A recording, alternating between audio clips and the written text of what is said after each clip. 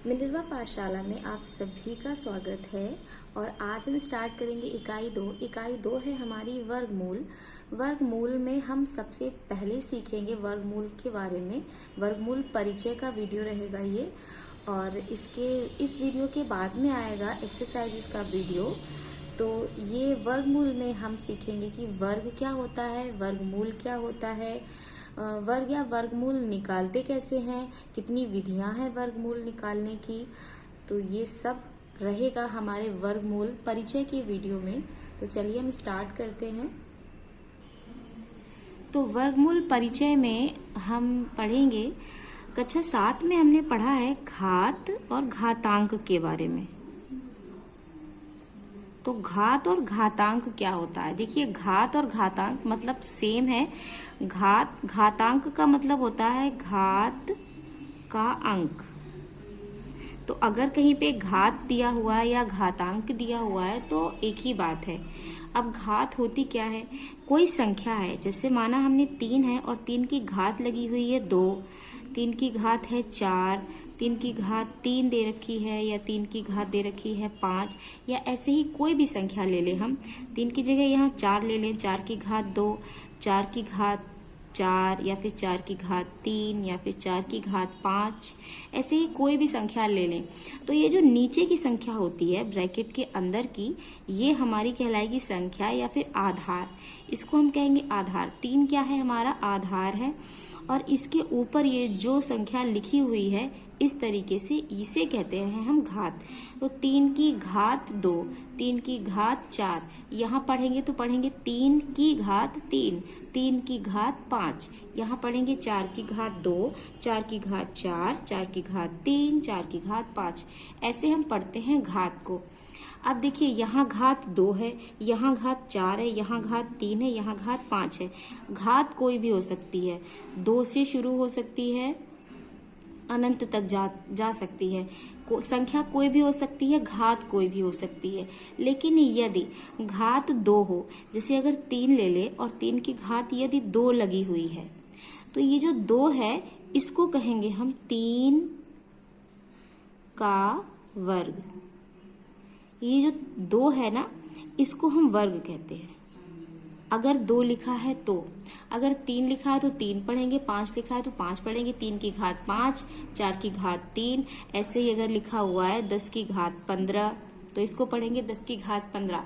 लेकिन अगर यहीं पर लिखा है कि 10 की घात 2, तो अगर घात 2 है तो 2 का मतलब होता है, इसको पढ़ेंगे हम 10 का वर्ग।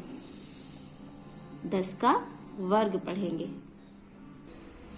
अब ये जो नीचे की संख्या है 10, इससे हमने बताया है, इसको क्या पढ़ते हैं हम? आधार। ये हो जाता है आधार। और ऊपर की संख्या होती है घात। घात हम पढ़ेंगे, 2 को हम घात भी पढ़ सकते हैं, और कोई और भी संख्या है तो हम उसे घात पढ़ेंगे। लेकिन अगर यहाँ पर 2 दिया हुआ है तो उसे पढ़ते हैं हम वर्ग। अब क्योंकि यहाँ पर दे रखी है 10 की घात 2, मतलब 10 को हम 2 बार लिख सकते हैं। देखिए, जितनी घात होती है उतनी बार हम नीचे दी हुई संख्या को लिख सकते हैं। अब यहाँ 10 की घात 2 दे रखी है, तो हम 10 को लिख सकते हैं 2 बार। तो यहाँ 10 को 2 बार लिख लिया, 10 गुणा 10। अब 10 गुणा 10 क्या हो जाएगा? 10 दशामन 100। तो 10 का वर्ग क्या आया हमारा? 100। तो ऐसे निकालते हैं हम किसी भी संख्या का वर्ग। अब अगर दे रखा है 10 की घात 3, तो हम 10 को 3 बार लिख सकते हैं, 10 गुणा 10 गुणा 10। लेकिन ये वर्ग नहीं होगा। 10 गुणा 10 गुणा 10 लिख तो सकते हैं 3 बार। जितनी घात दे रखी होगी उतनी बार हम नीचे दी गई संख्या को लिख सकते हैं। तो हमने घात 3 दी थी, तो हमने 10 को 3 बार लिख लिया। लेकिन यहाँ पर गुणा आ जाएगी इसकी 1000।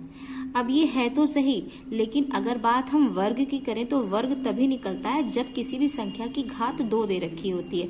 तो 10 का वर्ग क्या हो जाएगा हमारा? 100।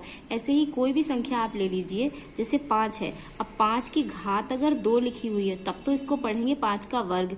लेकिन अगर 5 की घात 2 की जगह कोई और संख्या है यहाँ पर, तो वह उस संख्या का वर्ग नहीं होगा। तो यहाँ हो जाएगा, इसको लिख सकते हैं हम 5 का वर्ग। 5 की घात 2 का मतलब है 5 का वर्ग दिया हुआ है, और 5 का वर्ग निकालेंगे कैसे? 5 को लिख देंगे हम 2 बार, क्योंकि घात 2 है तो हम 2 बार लिख सकते हैं। 2 बार हमने लिख दिया। अब गुणा करेंगे तो 5 हो जाएगा 25। तो 5 का वर्ग हमारा निकल के कितना आया? 25 निकल के आ गया। तो ये तो बात हो गई हमारे वर्ग की। अब वर्ग हो गया ये, अब वर्गमूल क्या होता है ये कैसे पता करेंगे? तो इसे ज्ञात करने के लिए देखिए, वर्गमूल का मतलब होता है वह संख्या बताइए जिससे वर्ग बना है, वह मूल संख्या बताइए। जैसे कि देखिए ये 25 था, ठीक है। अब 25 का हमें वर्गमूल निकालना है, तो 25 का वर्गमूल कैसे निकालेंगे? इसका मतलब ये होता है कि वह मूल संख्या बताइए जिसका वर्ग करने पर 25 बना है। तो अगर हम ऐसे देखें तो वह मूल संख्या कौन सी थी जिसका वर्ग करने पर 25 बना? वो थी 5। तो 25 का वर्गमूल कितना हो जाएगा? 5। तो वर्गमूल किसे कहते हैं और वर्ग किसे कहते हैं ये आपको समझ में आ चुका होगा। वर्ग वह संख्या जिसकी घात 2 लिखी हुई हो, उसको 2 बार गुणा करके इस तरीके से जब हम आंसर लाते तो ये कहलाता है हमारा वर्ग। और वर्गमूल का मतलब होता है वह एक मूल संख्या जिससे वह वर्ग बना है। तो 25 का वर्गमूल कितना हो जाएगा? 5 हो जाएगा, क्योंकि 5 एक ऐसी मूल संख्या थी जिसका वर्ग हमने किया तो वह 25 आया। अब हमें संख्याएं कभी कभी दे रखी होंगी इस तरीके से रूट में। अब रूट में अगर 25 दे रखा है तो इसको हम पढ़ेंगे 25 का वर्गमूल। इसको क्या पढ़ेंगे? रूट। एक तो रूट 25 पढ़ सकते हैं, दूसरा हम पढ़ सकते हैं इसको 25 का वर्गमूल। मतलब इस रूट से संख्या बाहर निकालनी है, इसका वर्गमूल निकालना है। तो वर्गमूल निकालने के देखिए 2 तरीके होते हैं।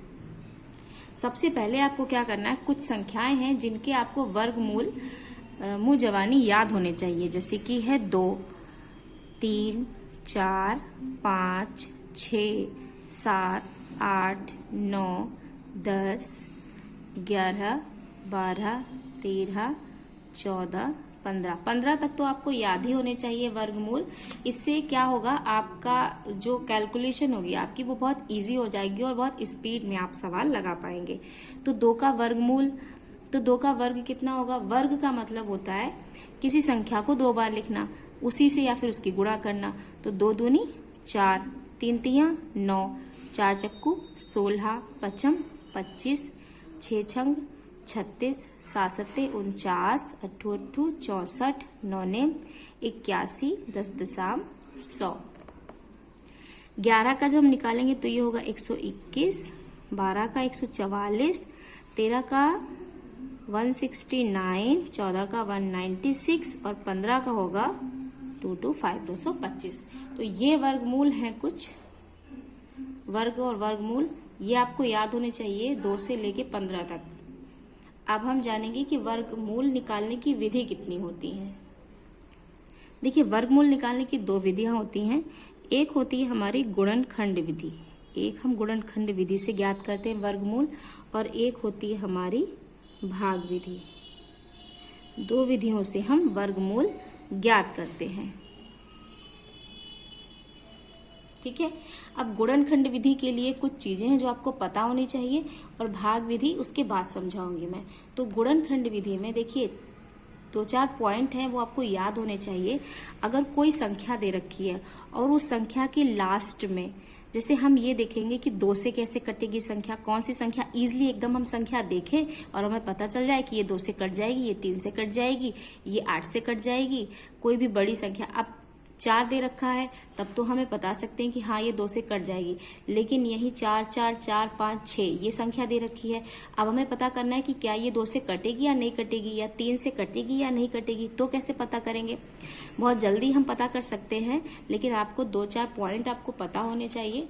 देखिए, सबसे पहले हमें अगर पता करना है कि 2 से संख्या कटेगी या नहीं कटेगी, तो कोई भी संख्या, जो संख्या हमारी, जैसे ये संख्या दे रखी है, ये संख्या देखेंगे और ये देखेंगे कि इसके लास्ट में ये वाला लास्ट का नंबर है, जो लास्ट का नंबर ये होगा, ये वाला अंतिम संख्या जो है इसकी, पहले तो वह सम होनी चाहिए।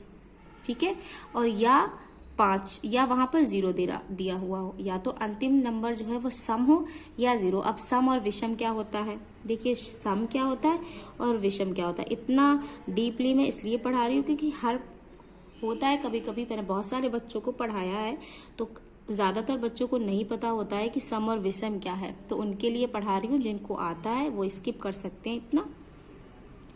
देखिए सम का मतलब होता है वह संख्या जो 2 से कट जाए। 2 से कट जाए का मतलब है कि 2 के पहाड़े में आए, मतलब वो संख्या 2 से कट जाएगी। और विषम संख्या का मतलब है जो 2 से ना कटे। जैसे अगर हम बात करें 6 की, तो 6 2 के पहाड़े में आता है तो यह हो गई सम। लेकिन अगर हम बात करें 9 की, तो क्या 9 सम संख्या है? 9 2 के पहाड़े में नहीं आता है तो 9 सम नहीं है। तो ये हो गया सम और विषम। अब यहाँ पर थे हम कि 2 से कौन सी संख्या कटेगी, तो अगर किसी संख्या के लास्ट में सम संख्या है या फिर 0 है तो फिर वह संख्या 2 से कट जाएगी। अब हम बात करें कि 3 से संख्या कटेगी या नहीं कटेगी, तो 3 से संख्या देखने के लिए क्या करेंगे, लास्ट का जो, जैसे ये पूरी संख्या है तो क्या करेंगे, इस सभी अंकों को, पूरी संख्या के अंकों को जोड़ लेंगे। अंकों को क्या करेंगे, अंकों का जोड़ करेंगे और उसको भाग कर देंगे 3 से। जैसे इसको हम जोड़ेंगे तो 4 4 8 4 3 12 4 चौको 16 17 और 17 और 6 17 18 19 20 21 22 23, कितना हो जाएगा 23। ये आया देखिए 23। अब 23 में क्या करेंगे, फिर से 2 और 3 को जोड़ेंगे तो हो जाएगा 5। अब 5 को हम 3 से भाग करेंगे तो देखिए 3 के पहाड़े में 5 आता है, नहीं आता है, मतलब ये वाली जो संख्या है ये 3 से नहीं कटेगी। ऐसे ही अगर हम कोई संख्या ले लें जैसे 6 9, अब हम ये देखना है कि क्या ये संख्या 3 से कटेगी या नहीं कटेगी। तो देखो 6 और 9 टोटल कितना आ जाएगा 15। अब 3 से जब हम इसको भाग करेंगे तो 3 को 3 से जब भाग करेंगे तो कितना आ जाएगा, 3 5 15। देखिए पूरी पूरी कट गई, मतलब ये जो 69 है ये कट जाएगा हमारा 3 से। अब ऐसे ही अगर कोई संख्या हम ले लें 7 2, तो पहले बात तो देखो यहाँ पे 2 है तो ये 2 से तो कट जाएगी। अब अगर हम बात करें कि क्या ये 3 से कटेगी या नहीं कटेगी, तो उसके लिए क्या करेंगे, हम 7 और 2 जोड़ लेंगे। 7 और 2 जोड़ के कितना हो जाएगा, 7 8 9, टोटल कितना आया 9। अब 9 3 से कट जाता है तो मतलब 72 3 से कट जाएगा। तो ये तो हो गया हमारा 3 से कटने वाली संख्या। अब हम बात करेंगे 4 से कौन सी संख्या कटेगी। तो देखिए 4 से कटने के लिए क्या करते हैं, अंतिम जो संख्या दी हुई होगी अंतिम के 2 अंक लेंगे हम और उसको भाग कर देंगे हम 4 से। जैसे कि लास्ट अंतिम 2 अंक, मतलब ये यही संख्या अगर ले लें, जैसे ये संख्या हम यहाँ लिख रहे हैं फिर से, अब ये संख्या बड़ी है, अब ये संख्या हमने ले ली तो अंतिम 2 अंक मतलब ये 2 अंक हमें ले लेने हैं और ये 2 अंक लेकर के हमें किससे 4 से भाग कर देना है। तो देखिए 4 एकम 4, 1 जाएगा, यहाँ आएगा 4 चौको 16, मतलब ये पूरा कट रहा है तो ये संख्या 4 से कट जाएगी। तो ये होना है 4 में। और 5 में क्या करना है हमें, अगर किसी संख्या के लास्ट में 5 दिया हुआ है या 0 दिया हुआ है तो वह संख्या 5 से कट जाएगी। 6 से क्या करना है हमको, 6 में देखना है हमको अगर कोई संख्या हमारी कट रही है 2 से और 3 से, 2 और 3 दोनों का नियम अगर लग रहा है, मतलब 2 का नियम क्या है, अंतिम सम हो या 0 हो, और 3 का नियम क्या है, अंकों को जोड़ के 3 से भाग कर दो, तो मतलब वह संख्या 3 से कट जाएगी। तो अगर किसी संख्या में 2 और 3 दोनों का नियम लग रहा है तो वह संख्या 6 से कट जाएगी। तो अभी हम इतने ही सीखेंगे क्योंकि यही ज्यादा यूज होते हैं। साथ में आप इतना याद रखिए कि 7 7 49 होता है, इससे ज्यादा बहुत ज्यादा डीप में मत जाइए इसके। 8 9 10 ये 3 बचे हैं, इनमें अगर आपको सीखना है तो 8 में क्या करेंगे हम, 8 में हम जैसे 4 से देखने के लिए अंतिम 2 अंक लेते थे, तो 8 से देखने के लिए हम क्या करेंगे, अंतिम 3 अंक ले लेंगे, 3 अंक लेंगे और उसे कर देंगे हम 8 से भाग। अगर जा रहा है 8 से भाग पूरा पूरा तो वह 8 से कट जाएगी पूरी संख्या, और अगर नहीं जा रहा है तो वह संख्या पूरी पूरी नहीं कटेगी। 9 से देखने के लिए जैसे 3 वाला जो नियम है वही 9 वाले नियम में होगा। सभी अंकों को क्या करना है, आपस में जोड़ लेना है, अंकों को जोड़ना है और फिर क्या करना है, 9 से भाग कर देना है। 10 में क्या करना है, लास्ट में 0 होना चाहिए, बस संख्या के लास्ट में 0 होगा तो वह संख्या 10 से कट जाएगी। तो ये 2 से 10 तक के कुछ नियम है, ये आपको याद करने पड़ेंगे गुणनखंड विधि में, तो इससे ये गुणनखंड जो विधि होगी वो थोड़ा इजी हो जाएगी। तो अब हम सीखेंगे गुणनखंड विधि क्या है और उसके बाद में हम सीखेंगे कि भाग विधि क्या है। तो हम आ गए अपनी पहली विधि पे, यह है गुणनखंड विधि। सबसे पहले हम गुणनखंड विधि सीखेंगे। तो गुणनखंड विधि में देखिए क्या होता है,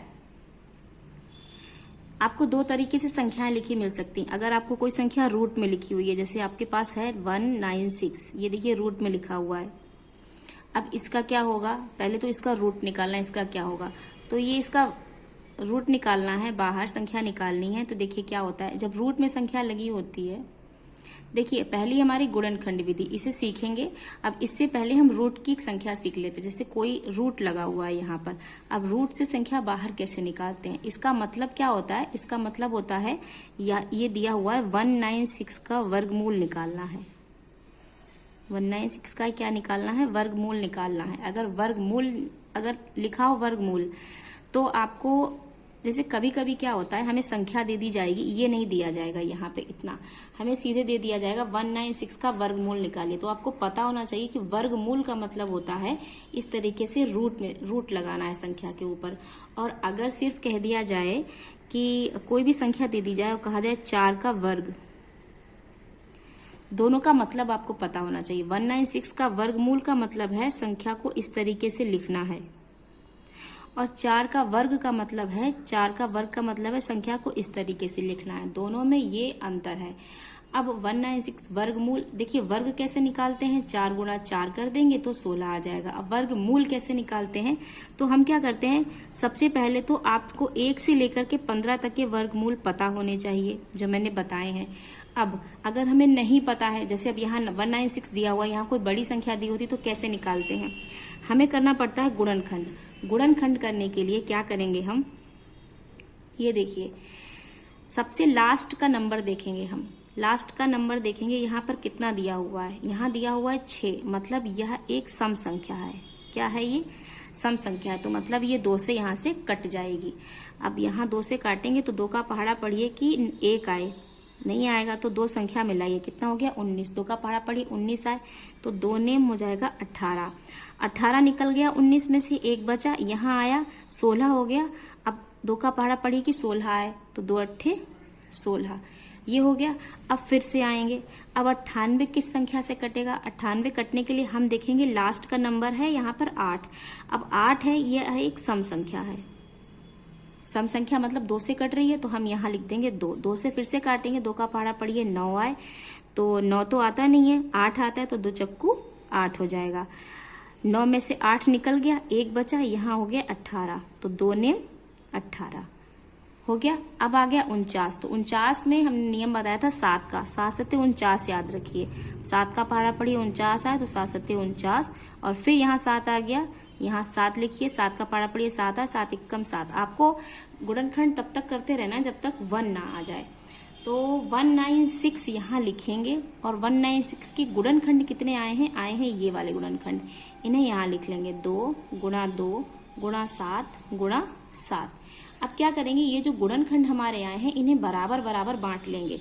बराबर बराबर बांटने का मतलब है 1 2 और 1 7 और 1 2 और 1 7। देखिए 2 2 जगह हो गया और 7 7 भी 2 जगह हो गया। अब इनके बना लेंगे ग्रुप, 2 ग्रुप बनाने हैं, एक ग्रुप ये हो गया, एक ग्रुप ये हो गया। गुणा करेंगे, 2 सत्ते हो गया 14, और यहाँ भी हो गया 2 सत्ते 14, और बीच में हो गया ये गुणा। तो देखिए गुणा में घातें क्या होती हैं, जुड़ जाती हैं। अब गुणा में घातें जुड़ती हैं तो देखिए एक संख्या ये हो गई, एक संख्या ये हो गई, 14 लिख लेंगे। अब यहाँ पर भी घात 1 है और यहाँ पर भी घात 1 है, कोई संख्या कोई घात नहीं लगी है तो हम वहां घात मानेंगे 1।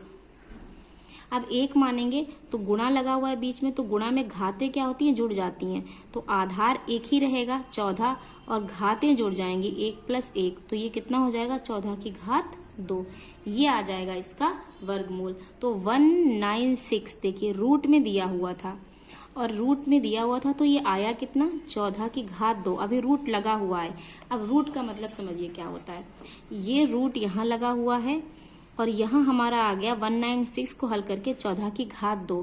तो ये रूट जो है ना, ये रूट कैंसिल होता है इस घात से। अगर यहाँ 2 घात आ गई है अंदर तो उस घात 2 से इस रूट को आप कैंसिल कर सकते हो। तो ये टोटल हमारा आ गया 14, ये हो गया इसका उत्तर। ठीक है, ऐसे ही देखिए एक नियम होता है, अगर यहाँ पर लगा है 14 और इसकी घात है 2 और बराबर में यहाँ पर लिखा हुआ है कोई भी संख्या लिखी हुई है, जैसे माना यहाँ x लिखी हुई है, अगर हमें ये घात हटानी है ना, तो हम क्या लिख सकते हैं, इसको 14 लिख सकते हैं। और ये घात हटेगी तो यहाँ चढ़ जाएगा इसका रूट, मतलब ये जो रूट होता है ना इस घात के बराबर होता है। तो हम रूट हटाएंगे तो घात चढ़ जाती है, और घात हटाते हैं तो रूट चढ़ जाता है। अब अगर हम यहाँ से x के ऊपर से ये रूट हटाना चाहेंगे तो ये हो जाएगा x बराबर 14 की घात 2। तो ये आपको एक नियम पता होना चाहिए। ये जो हमने इस तरीके से ये हल किया है ना, ये होता है गुणनखंड विधि से वर्गमूल निकालना। एक बार और बता देती हूँ मैं आपको। माना हमें कोई संख्या दे रखी है 225, इसका हमें निकालना है वर्गमूल। अगर दिया है 225 का प्रश्न दे दिया है कि गुणनखंड विधि से, गुणनखंड विधि से वर्गमूल ज्ञात करें, तो क्या करेंगे। अगर ये प्रश्न दे दिया हमें, हम ये एग्जाम्पल में समझ रही हैं, कोई प्रश्न नहीं है, तो 225 लिखेंगे हम और इसको इस तरीके से इसका एलसीएम निकाल देंगे। तो एलसीएम निकालने के लिए क्या करेंगे, सबसे पहले हम लास्ट में जाएंगे। यहाँ पर कितना दे रखा है 5। लास्ट में जब 5 होता है तो वो संख्या हमारी 5 से कट जाती है। तो 5 से जब काटेंगे तो देखिए 5 के पहाड़ी में 2 नहीं आएगा, तो हम मिलाएंगे 2 संख्याएं, ये हो गया 22। तो 5 चक्कू 20। अब 22 में से 20 निकल गया तो 2 बचा, 2 गया 5 के पास, ये हो गया यहाँ पर 25। अब 5 25 हो गया। अब नीचे आ गया 45, तो देखिए 5 नेम 45 होता है, 5 नेम 45। अब 9 आ गया, 3 के पहाड़े में आता है, 3 तिया 9, 3 एकम 3। ऐसे निकालते हैं गुणनखंड। अब ये जो गुणनखंड आया 225 लिखेंगे। 225 के गुणनखंड आए हैं 5 गुणा 5 गुणा 3 गुणा 3। देखिए 2 बार 5 है और 2 बार 3 है। अब इसको क्या करेंगे, बराबर बराबर बांट लेंगे। 2 ग्रुप बनाने हमें, तो एक ग्रुप में हमने रखा 5 और 3, फिर अगले ग्रुप में हमने रखा 5 और 3। हमें 2 जगह बांटने, हमने 2 जगह बांट लिए।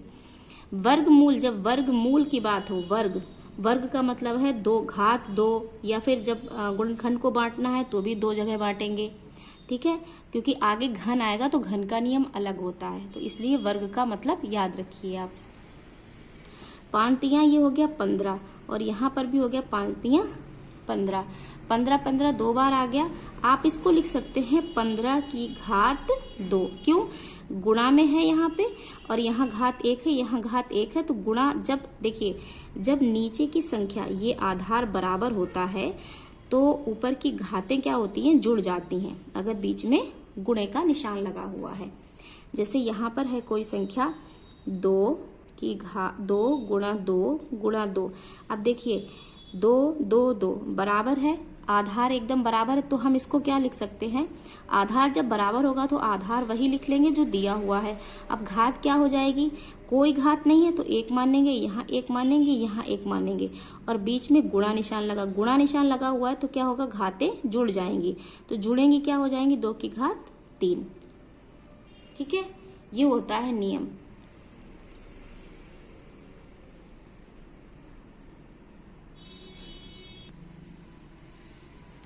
अब हम ज्ञात करेंगे भाग विधि से वर्गमूल।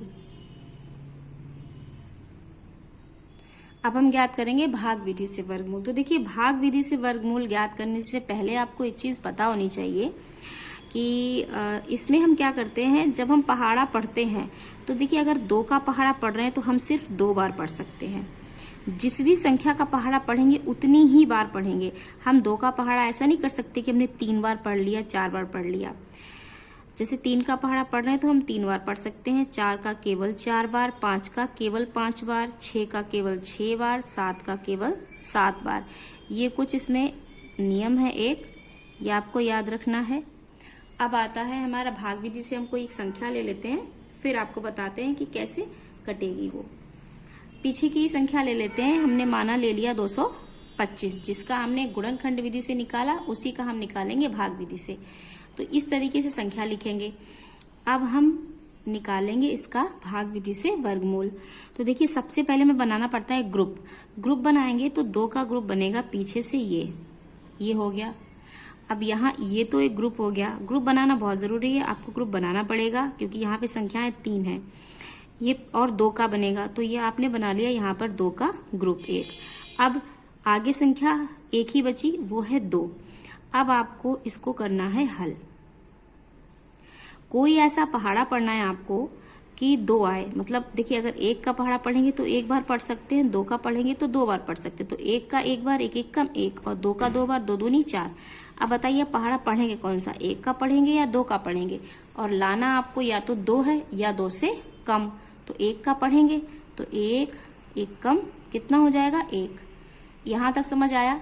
अब क्या करेंगे, 2 में से 1 करेंगे माइनस करेंगे तो ये बचेगा 1। यहां तक आया समझ में। अब हम अगला जो ग्रुप है वो उतार लेंगे, ये हो गया 125। अब आगे पहाड़ा पढ़ना है कि 125 आए।